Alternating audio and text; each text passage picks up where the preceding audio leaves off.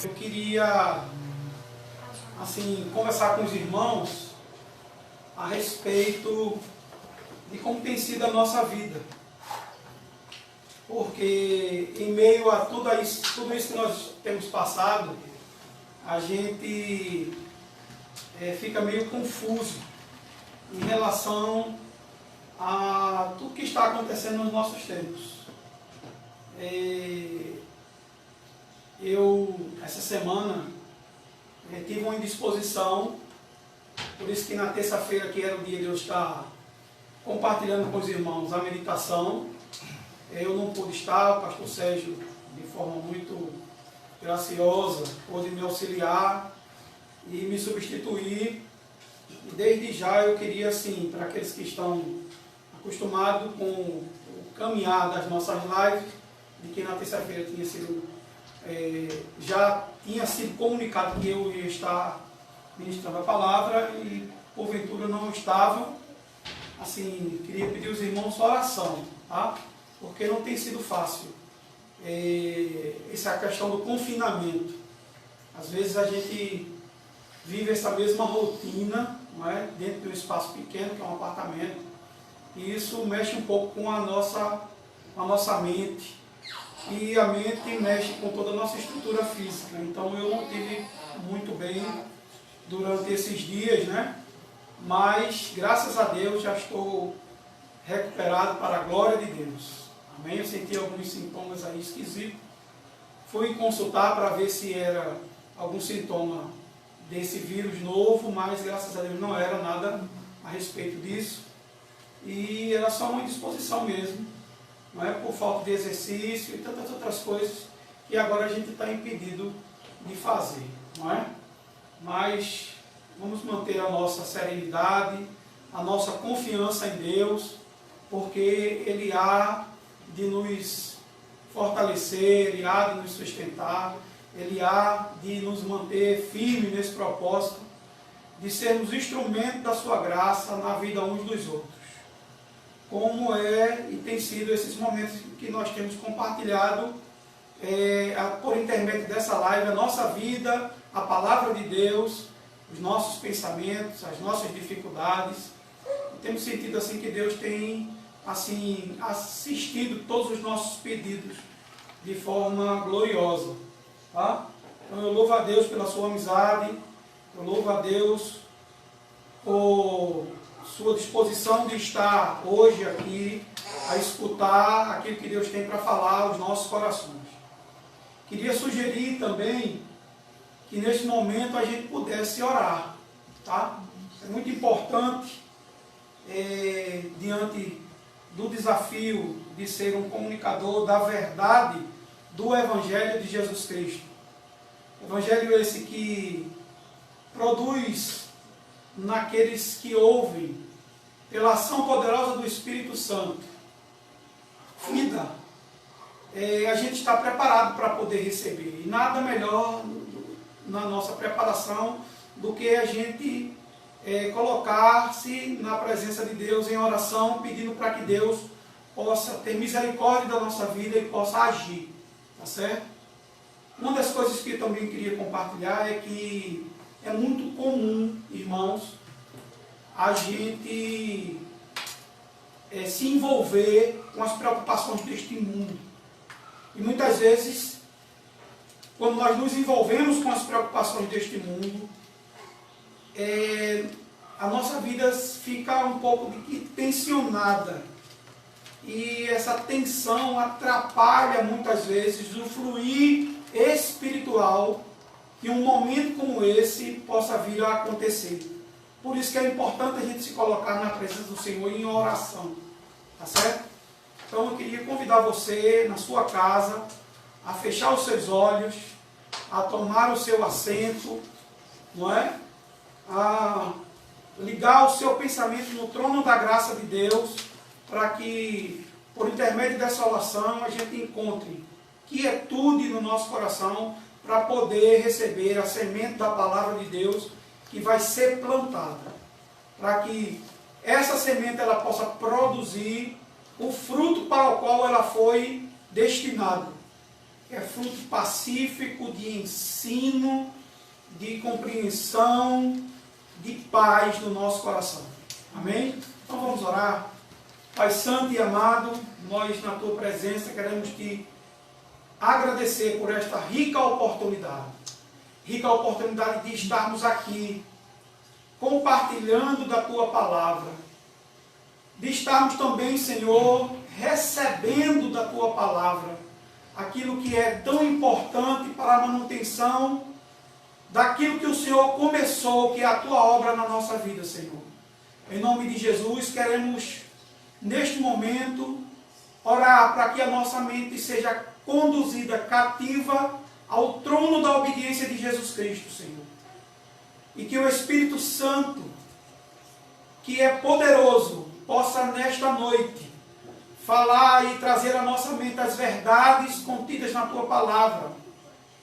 Ó Deus, possa essa verdade contida na Tua palavra possa descer ao nosso coração, Senhor. Para que daí, Senhor, nós venhamos ser guiados, dirigidos, de uma forma em que o Teu nome seja glorificado no nosso proceder, nas nossas atitudes e ações, Senhor. Que percebemos, Senhor, por estarmos distantes uns dos outros. Porque, como diz a Tua palavra, nós somos pedras vivas, edificadas como templo santo. E quando estamos distantes, sentimos, Senhor, muitas vezes o envolver deste mundo sobre a nossa vida, fazendo com que a nossa identidade como cristão venha a ser esquecida. Mas, meu Deus, em nome de Jesus, eu te peço pelo poder da Tua palavra, pela ação poderosa do Espírito Santo que habita em cada crente, que o Senhor nos conserve íntegro, em paz contigo, Senhor. Que o nosso proceder seja um proceder santo. Que nós venhamos a entender, Senhor, que o Senhor é quem governa a nossa vida. E que as nossas aptidões e os nossos apetites, no que diz respeito à nossa natureza humana, venha a ser subjugada pelo Teu Espírito que habita em nós, Senhor. De forma que o nosso proceder seja um proceder santo. De forma que o nosso caminhar seja um caminhar santo. De forma que o nosso falar seja um falar santo. De forma de tudo que entre na nossa boca, Senhor, seja única e exclusivamente para a edificação do nosso corpo. Para proveito daquilo que venha, Senhor, glorificar o Teu nome na nossa vida, Senhor, em nome de Jesus. Não nos deixa nos amoldar às paixões infames deste mundo, nem cochear em dois pensamentos nesse período em que estamos distantes uns dos outros, mas que possamos buscar fortalecimento na Tua palavra, Senhor, porque a Tua palavra é alimento, e é deste alimento que nós precisamos diariamente, Senhor. Meu Deus, em nome de Jesus, faça com que isso possa ser, Senhor, um modus operandi da nossa vida, de forma em que tudo aquilo que não Te glorifica venha sair de nosso ser. Não venha cogitar nem no nosso pensamento praticar, Senhor. Mas que tudo que é de boa fama, como diz a Tua palavra, tudo que é digno, tudo que eleva o Teu nome, seja isso que ocupe a nossa mente e o nosso coração. Nesta noite nós Te pedimos, Senhor, prepara o terreno fértil do nosso coração para o plantio da Tua palavra. De forma, Pai, que esta semente, que uma vez for plantada, possa produzir e dar frutos, Senhor. Frutos dignos de arrependimento. Frutos dignos de glorificação do Teu nome. É assim que eu Te oro nesta noite, Senhor. Pedindo o auxílio do Espírito Santo sobre minha vida. Nesta porção das Escrituras que nós vamos estar meditando nesta noite. E Teu Espírito possa, Pai, trazer e abrir o meu entendimento para as verdades contidas aqui, Senhor. E que haja no nosso coração uma submissão à verdade da Tua palavra. Haja no nosso coração uma inclinação à prática dessas verdades, Senhor. Em nome de Jesus e para a glória de Jesus. Essa é a oração que eu Te faço, Pai. Usa a minha vida como instrumento da Tua graça. Por pura misericórdia, Senhor. Neste momento eu também, Pai, me coloco na Tua presença, te pedindo perdão dos meus pecados, de forma consciente ou inconsciente. Ó Deus, em nome de Jesus, por tudo aquilo que eu fiz neste dia, que tenha, Pai, entristecido o Teu Santo Espírito. Perdoa-me, Senhor. Ser propício a mim neste momento. Derrama da Tua unção sobre a minha vida, Senhor. Me dá da sabedoria do alto nesta noite, para que assim eu comunique a Tua palavra. E uma vez essa palavra comunicada, ela possa, Pai, cumprir o propósito para o qual ela foi enviada na vida do meu coração e do coração daqueles que me ouvem, em especial dos meus irmãos. Em nome de Jesus e para a glória de Jesus, eu te louvo e te agradeço. Amém. Amém, queridos? Como é que dá para tu pegar uma garrafinha d'água? Por favor. Amém? Está se sentindo melhor? Glória a Deus, eu espero que sim. Tá? Que Deus, por intermédio dessa oração, tenha atendido os nossos pedidos e tenha preparado o nosso coração para aquilo que Ele tenha nos entregar nesta noite. A primeira coisa que eu queria lhe dizer nesta noite, antes de lhe indicar o texto que nós vamos fazer a meditação, é que eu sou tão carente desta palavra quanto acredito que você também é. Tá? Há uma carência na nossa vida e no nosso coração muito grande, e isso deve ficar evidente na nossa mente, que nós somos carentes da palavra do Senhor. Eu preciso muito desta palavra. Esta palavra é para mim.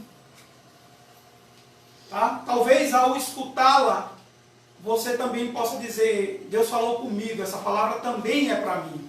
E essa é a expectativa do meu coração, de que Deus te convença, em meio à ministração desta mensagem, que o Espírito fala ao seu coração e você ouve aquilo que o Espírito fala e precisa dar uma resposta ao Espírito de Deus. Você precisa dar uma resposta a Deus a respeito de tudo isso que você ouviu da parte de Deus. Assim como eu também preciso fazer essa reflexão e responder de forma satisfatória. Eu vou dizer assim, responder de forma sincera a Deus. Tá? Eu acho que o que está precisando, em meio a tudo aquilo que a gente escuta de Deus, é essa avaliação e essa sinceridade conosco mesmo e diante de Deus. Tá? Eu preciso olhar para a palavra de Deus e enxergar todas as vezes que Deus expôs para mim a sua palavra, o que é que eu preciso tirar de mim que não está de acordo com aquilo que Deus tem falado. Isso é muito importante a gente fazer essa reflexão. A gente se cobrar em relação a isso. A gente ser diligente, vigilante em relação a essa questão. É muito, mas muito importante mesmo. Que nesta noite o Espírito de Deus te ajude. Que nesta noite o Espírito de Deus me ajude. Que não venhamos apenas ser ouvintes da palavra de Deus, mas que procuremos entender, compreender e aplicar esta palavra na nossa vida. E lutar para que essas áreas que Deus falar que não está em conformidade com aquilo que Ele revela, possa vir a estar. Amém, queridos? Então Deus abençoe a todos. Eu queria que você abrisse a sua Bíblia na Epístola de Tiago, no capítulo 4. Epístola de Tiago, capítulo de número 4.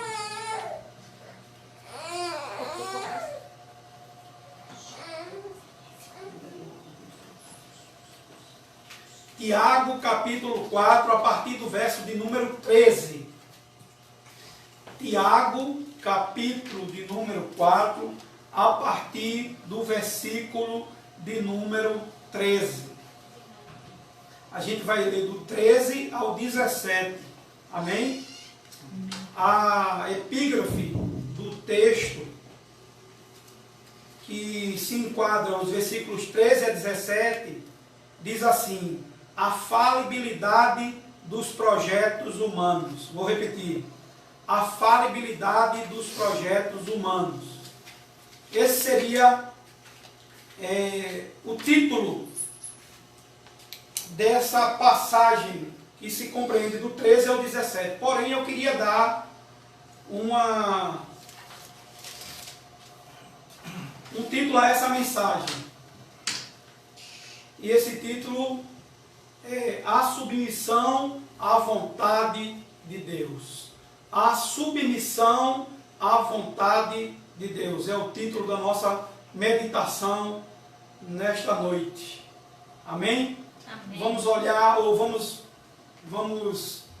ler esse texto do 13 ao 17. Diz assim: atendei agora, vós que dizeis, hoje ou amanhã iremos para a cidade tal, e lá passaremos um ano, e negociaremos e teremos lucro. Vós não sabeis o que sucederá amanhã. Que é a vossa vida? Sois apenas como neblina que aparece por um instante e logo se dissipa. Em vez disso,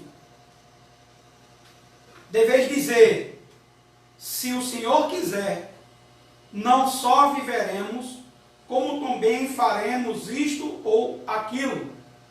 Agora, entretanto, vos jactais das vossas arrogantes pretensões. Toda jactância semelhante a essa é maligna. Portanto, aquele que sabe que deve fazer o bem e não o faz, nisto está pecando.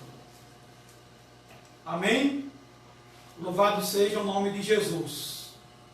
Queridos, essa carta de Tiago, ela se enquadra no livro do Novo Testamento como livro de sabedoria. Você vai ver que Tiago, ele traz mas muita coisa similar ao livro de Provérbios, ao livro dos Salmos. É muito comum a gente ver Tiago como aquele que sofre uma ação na sua vida e traz como escrita algo muito prático, algo que reflete a vida prática da igreja. Nesses versículos que nós lemos, a gente pode perceber que Tiago está falando com um grupo de pessoas. Talvez, ou certamente, seja um grupo de judeus crentes que tinham negócios e faziam planos. Eles, à semelhança dos homens que não servem a Deus, faziam seus planos, e o que se percebe numa leitura rápida disso é que essas pessoas que estavam fazendo esses planos possivelmente estavam excluindo Deus dos seus planos.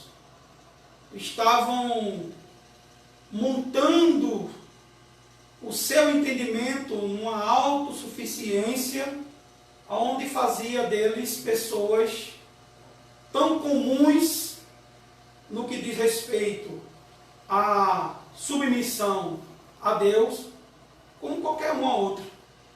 Não é? Pessoas que não tinham a preocupação de apresentar seus planos e projetos a Deus. E muitas vezes, irmãos, conosco acontecem as mesmas coisas. Não é? Esse é um alerta que Tiago está trazendo a esse grupo de pessoas. Possivelmente, judeus, comerciantes, convertidos ao cristianismo, que estavam levando a sua vida de forma igual a uma pessoa que não tinha vínculo e conhecimento nenhum a respeito de Deus. Esse seria o contexto, tá? Mas o que eu quero observar hoje nesses versículos de 13 a 17, são algumas coisas que me chamam a atenção. Por quê? Porque Tiago, ele percebe que o povo naquela época estava fazendo esses planos, desta forma que eu relatei, e isso trazia um questionamento. O questionamento deles estarem passando por cima de alguns princípios bíblicos que faziam com que, uma vez que eles passavam por cima desses princípios bíblicos, a vida deles fosse um estilo de vida caracterizado como pecaminoso.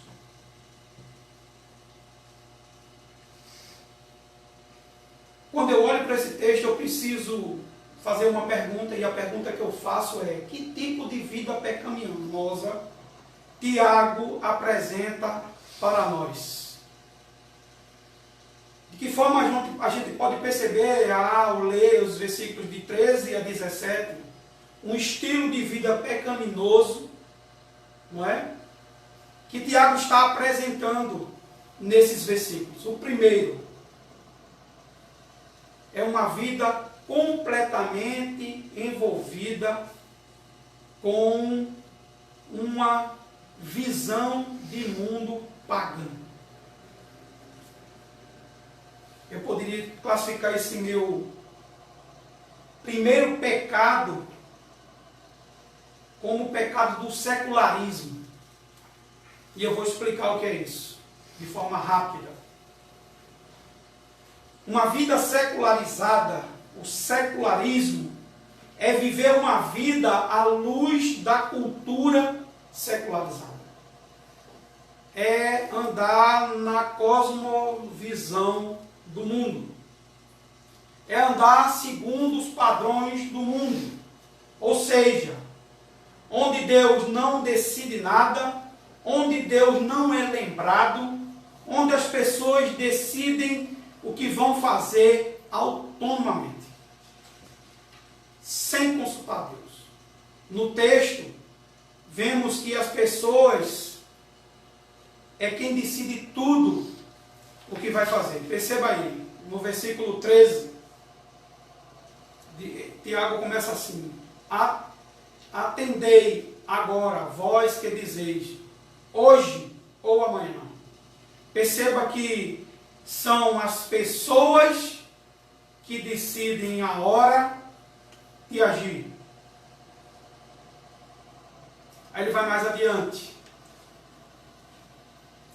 Iremos para a cidade tal e lá passaremos um ano. Eles decidem também para onde ir e eles decidem também o tempo de permanência ali, naquele lugar. Eles vão decidir também o que fazer, e negociaremos e teremos lucro. O que vão fazer e como eles vão fazer. É uma ação totalmente autônoma, totalmente autossuficiente.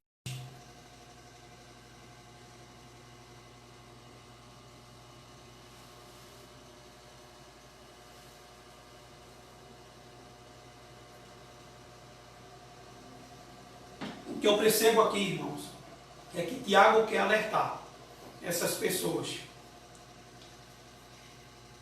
que quer viver assim. O alerta que Tiago traz é que viver assim é ser conduzido. Como ele diz aí no versículo 16, por um desejo. E ele classifica esse desejo como maligno. Ele diz assim no 16: agora, entretanto, vos jactais das vossas arrogantes pretensões.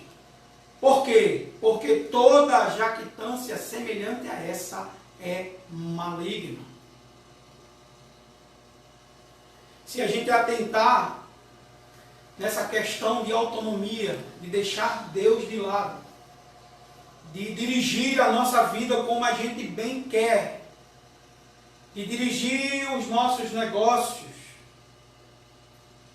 de tomar decisão a respeito do bem-suceder da nossa vida de forma autônoma, sem consultar a Deus, sem orar, sem pedir direção a Deus daquilo que nós estamos fazendo. Se a gente atentar para essa verdade, a gente vai ver que é a mesma proposta que Satanás ofereceu, tipificado na serpente lá no Jardim do Éden a Eva. Por quê? Porque isso foi o que a serpente ofereceu a Eva lá no Éden. Autonomia, tomar as decisões à parte de Deus.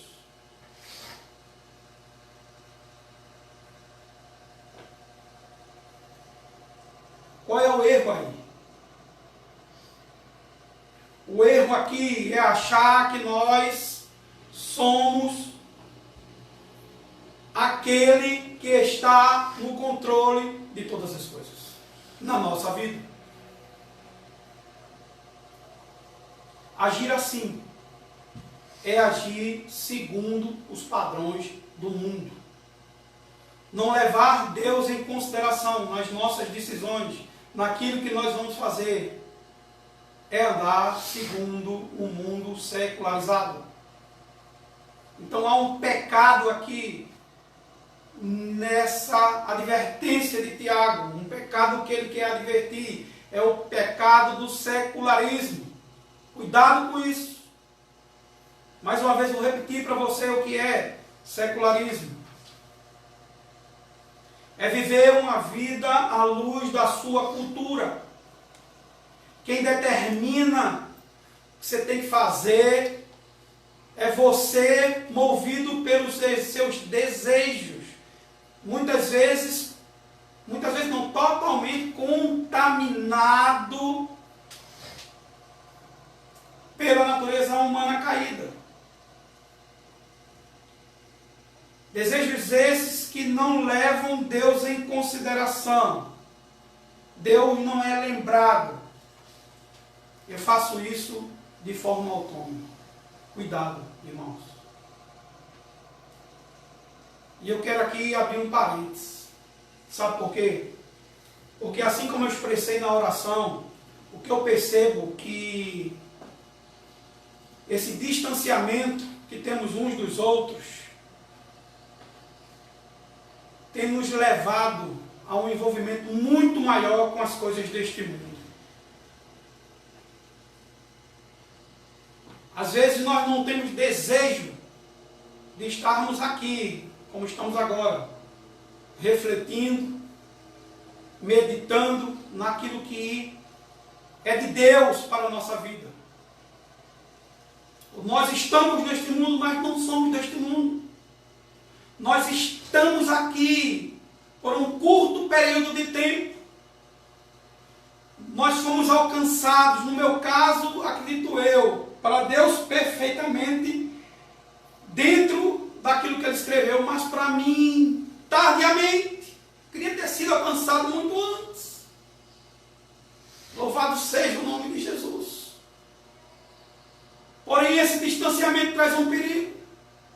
O perigo de se envolver com pessoas, o perigo de se envolver com este mundo e as propostas deste mundo, andarmos segundo o curso deste mundo, negligenciarmos os cuidados que Deus, em meio às dificuldades, mas trazendo os amparos tecnológicos, tem usado para a manutenção da nossa espiritualidade. Quando nós negligenciamos isso, muitas vezes corremos o risco de andar segundo as pessoas que não levam Deus em consideração nas suas decisões. Nos dá vontade de fazer uma coisa, nós autonomamente decidimos e faremos.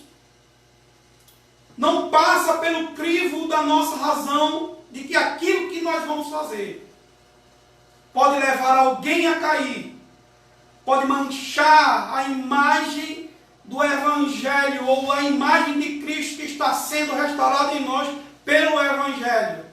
podendo também levar à minha queda. Tomamos decisões de fazer A, de fazer B, que podem afetar todo o ambiente espiritual ao qual Deus nos cercou, que pode apagar o fogo do Espírito que deveria estar aceso em nós. Tome cuidado, querido. Tome cuidado, querida, com este mundo, com as propostas deste mundo, com os desejos que muitas vezes, por não alimentarmos o nosso espírito, prevalece aquilo que alimentamos, que é a nossa carne. Tome cuidado. Não dê um passo sequer sem antes saber se esse passo está em linha com a sua identidade cristã. Há pessoas que, ao lerem um versículo bíblico, se favorecem desse versículo exatamente para extravasar o limite da sua liberdade, para ultrapassar o limite da sua liberdade.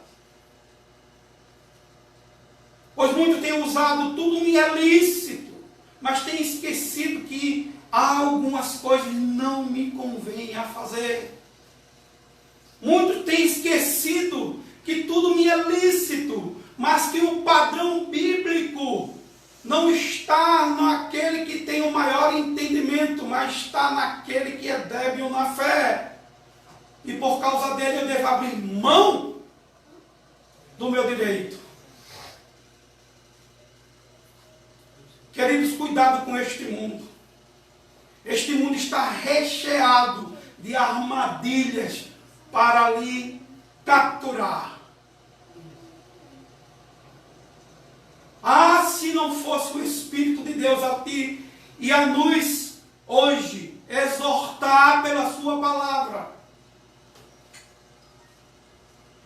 Tome cuidado com aquilo que você decide. Cuidado para você não decidir autonomamente, de forma autossuficiente, o que você vai fazer nesta vida. Dependa do Senhor. O segundo pecado que eu posso perceber aqui, ao ler esses versículos de 13 a 17,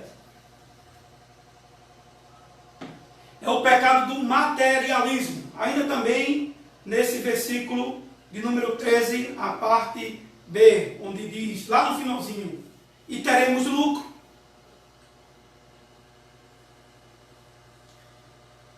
Eu queria olhar para essa expressão, e teremos lucro, porque a ideia era isso. Dizer assim a você, viver a vida em função do ter, como realização plena dos nossos desejos. Do tipo, eu só sou realizado e feliz se eu tiver tudo o que eu desejo. É muito perigoso. Talvez se classifique em tal jactância do versículo 16. Talvez seja um desejo contido e alimentado pela nossa natureza insaciável. Porque quanto mais a gente tem, mais a gente quer. E a gente utiliza-se de todos os recursos que nós temos exatamente para atender a demanda desses desejos. Eu posso dizer a vocês, sem medo de errar, esse é um dos pecados que torna a nossa vida complicada. O apóstolo Paulo, em 1 Timóteo, capítulo 6, versículo 9, diz assim: os que querem ficar ricos caem em tentações e ciladas, onde afogam os homens em ruína e perdição. Amado, querido, o dinheiro seduz. Muitos começam bem, depois eles são seduzidos pelo dinheiro e pela fama, que leva e conduz a sua vida à ruína e destruição.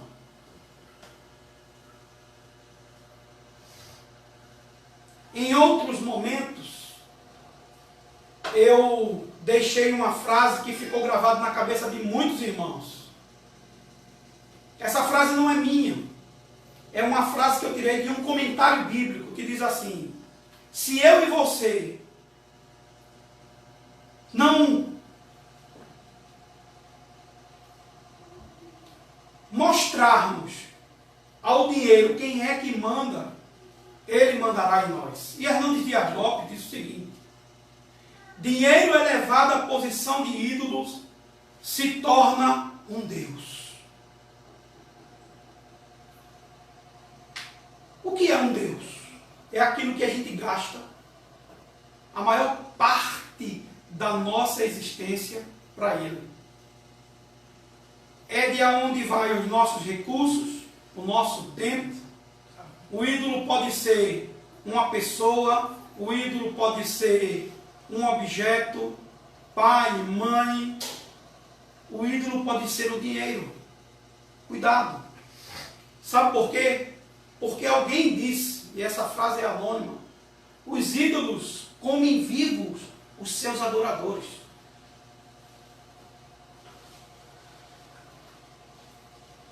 Então nós temos aqui dois pecados que saltam aos nossos olhos. O pecado do secularismo. É viver a vida como se Deus não existisse. Vivemos a vida à luz da nossa cultura. E temos aqui o pecado do materialismo. Nós vivemos e a realização da nossa vida, do bem-suceder da nossa vida, está caracterizada pelo ter. Eu tenho que ter para me sentir pleno. E aos poucos, nós vamos gastando tudo o que nos é dado por Deus, inclusive o tempo, e vamos percebendo que esses ídolos vão nos escravizando e no final podem até nos consumir. Porém, esse texto também traz um terceiro pecado, no versículo 14, que vai dizer assim: vós não sabeis o que há de suceder amanhã. E ele diz: o que é a vida? Tiago olha e percebe que esses irmãos, eles têm uma concepção do que é a vida diferente daquilo que a Bíblia revela o que é a vida. Como eu disse no início, a categoria de pessoas que está sendo tratada por Tiago nesta carta é de judeus crentes. E o crente, ele tem que ter uma concepção de vida, ou tem que ter uma cosmovisão, uma visão de mundo cristocêntrica. O que me parece é que Tiago olha aqui, em meio àquele que me assiste, eu não sei quantos estão acessados neste momento, poderia-se dizer e poderia-se ter múltiplas respostas. O que percebe aqui é que essas pessoas viviam alienados da resposta correta do que é a vida, desassociados dessa resposta. Então há um perigo aqui, que é o pecado da alienação. A alienação é um conceito dos dias em que nós vivemos hoje. E eu quero definir a alienação da seguinte forma: é a característica do ser humano que individualiza-se em suas próprias buscas. Porque eles pensam assim: eu busco ser feliz. Eu busco me realizar. Eu busco o meu bem.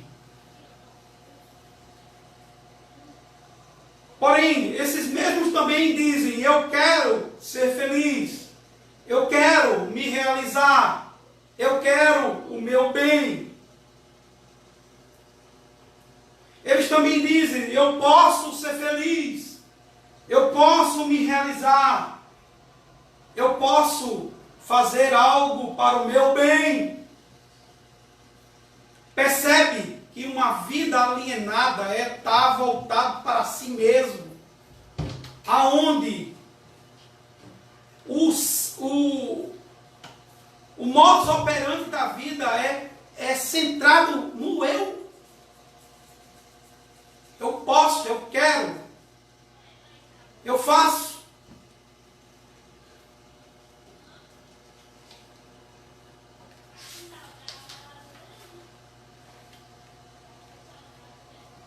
Eu queria lhe dizer que quem vive assim, individualizando as suas buscas, perde a consciência, ou tem perdido a consciência da sua identidade e do seu chamado.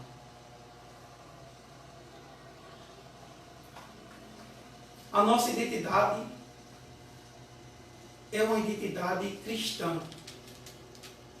Ela está totalmente vinculada a um estilo de vida que nos foi passado, a qual é o caminho que eu devo andar. Porque vai me caracterizar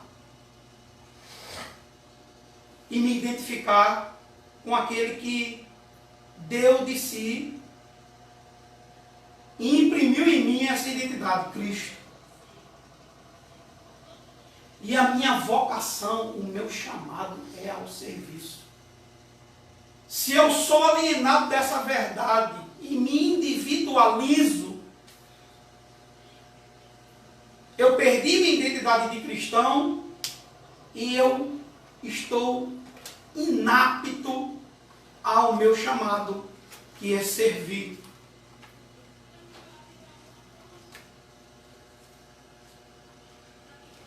Tiago chama a atenção nesse versículo 14, dizendo: vocês não sabem o que sucederá amanhã. Ou seja, eles perderam a consciência do que é a vida. O que é a vida? Para Tiago, ele vai dizer: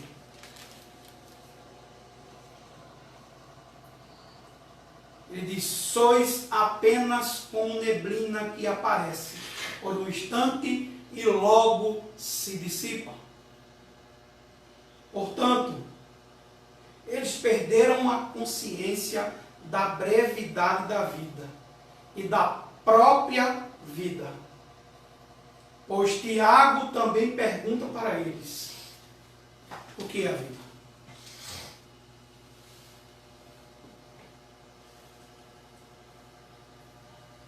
Se eu perguntasse aqui, certamente a resposta seria múltipla. Não é? Mas diante disso eu quero lhe dizer o seguinte: nós vivemos num mundo em que as pessoas não têm consciência de como a vida é curta. E por isso elas estão vivendo de maneira displicente.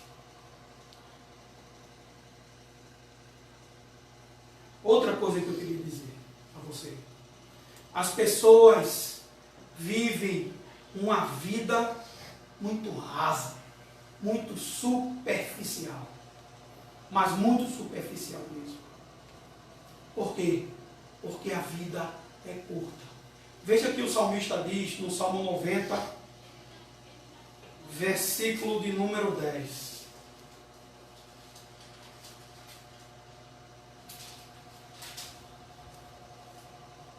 O salmista vai dizer: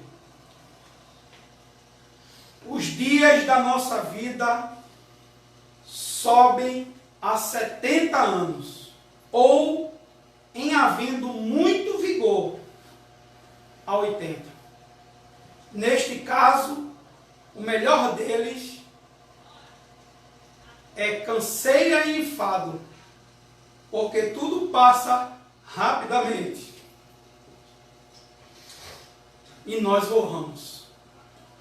O que você está fazendo com sua vida? Porque você luta a viver como um alienado, não trazendo a sua consciência, a sua identidade e a sua vocação. Não perca tempo.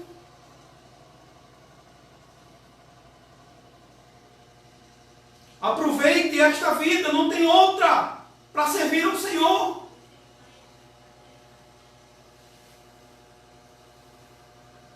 Por quê? Eu estou dizendo isso porque muitos de nós vivemos assim, alienados. E precisamos ser exortados pela palavra de Deus. Precisamos dar lugar, como diz os pentecostais, ao Espírito Santo de Deus, para nos chacoalhar e nos chamar a uma verdade. Aleluia! Precisamos sair dessa alienação.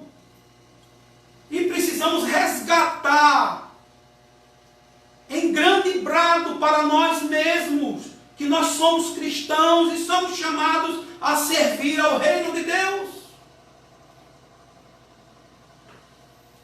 Deixa que os mortos vivam como mortos. Nós não, somos vivos. Aleluia!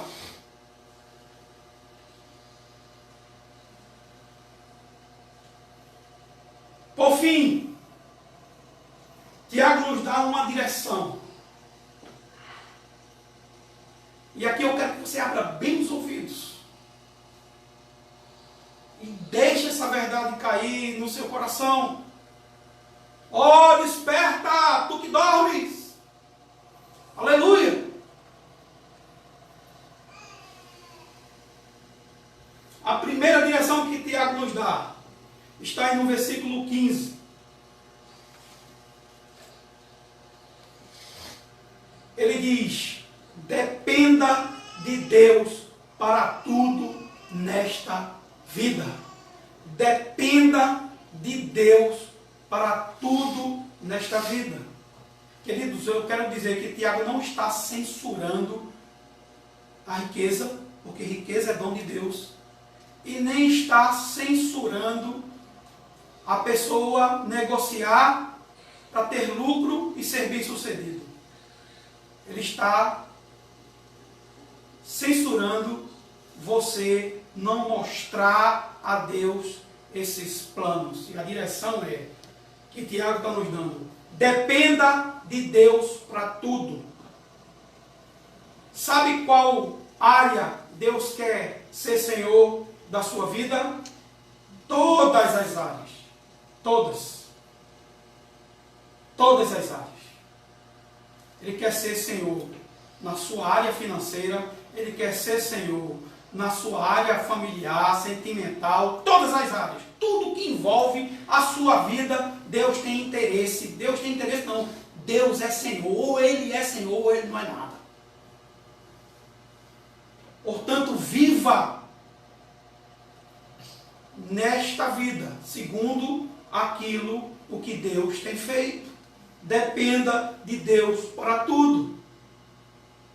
Segundo, saiba que nada nesta vida é mais importante do que ter a consciência de que nossa vida está nas mãos de Deus. Eu quero dizer, se a gente não tivesse a consciência de que as nossas vidas estão na mão de Deus, como seria hoje?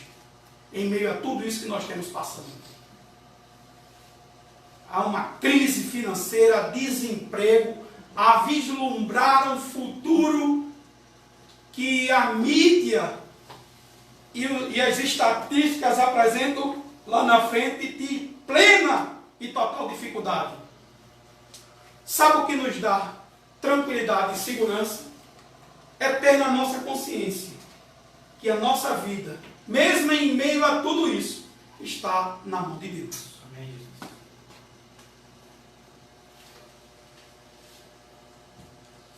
Por fim, Tiago nos dá uma última direção. Está aí no verso 17. Ele vai dizer, portanto, aquele que sabe que deve fazer o bem e não faz, este está pecando. Esse pecado é um pecado de omissão. Tá? Porque ele não diz, olha, ele não cometeu bem porque ele não sabia, não. Ele sabe que vai fazer o bem e não faz, esse peca. Ele é um omisso. Irmão, crente não pode ser omisso. Aquele que botou a mão no arado não pode olhar para trás, porque senão estraga tudo.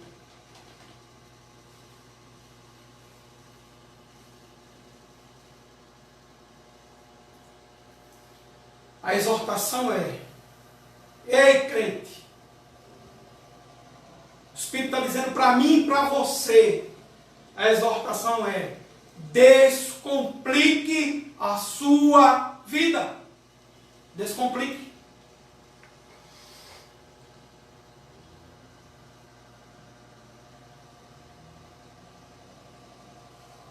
De que forma a gente pode fazer isso? À luz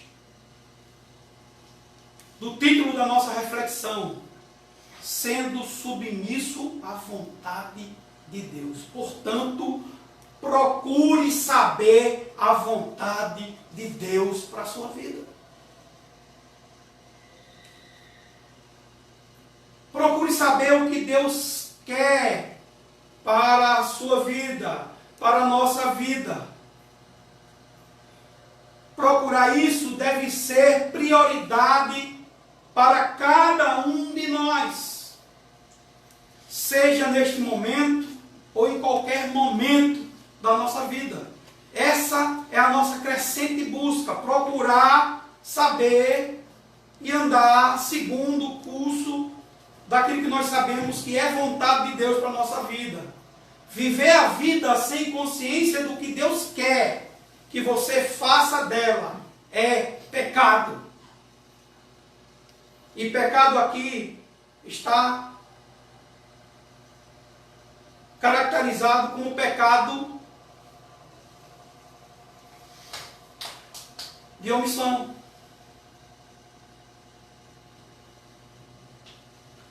No original, o pecado é errar o alvo. O alvo da nossa vida é esse. É prosseguir, conhecer e prosseguir em conhecer ao Senhor. E uma vez conhecendo ao Senhor, conhecemos a vontade dEle e nos deleitamos nesta vontade.